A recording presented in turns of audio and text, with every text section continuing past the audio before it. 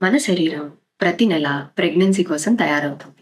Pregnancy రావాలంటే చాలా ముఖ్యమైన విషయాలు అండాశయంలో నుంచి అండం రిలీజ్ అవ్వడము, గర్భసంచి లోపలి పొర తయారయ్యి మెత్తటి పాన్పు తయారు చేసి ఉంచడం. అండాశయం నుండి ట్యూబ్ ద్వారా గర్భసంచి వైపు బయలుదేరిన అండము దారిలోనే వీర్యకణాన్ని అంటే స్పర్మ్ ని కలుస్తుంది.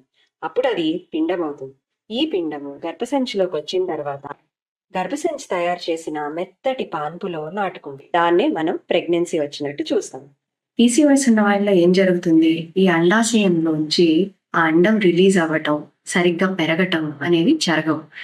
పీసీఓఎస్ అంటే పాలిసిస్టిక్ ఓవరీ సిండ్రోమ్ అని వినుంటారు కదా. ఈ మల్టిపుల్ సిస్ట్స్ ఏవైతే ఓవరీలో తయారవుతాయో అవి ఒక్క పర్టిక్యులర్ అండాన్ని పెరిగి బయటికి రాని అన్నీ ఒకేసారి పెరగాలని చూస్తాయి. అందువలన ఆ ఒక్క అండము ఏ అండము బయటికి రాదు. నెలల తరబడి పీరియడ్ రాకుండా ఉంటుంది. ఈ బెడ్ తయారైంది బయటికి పోదు, అండం తయారయ్యి అది రాదు. అదే కారణం చేతన సంతానలేమి సమస్య ఉంటుంది.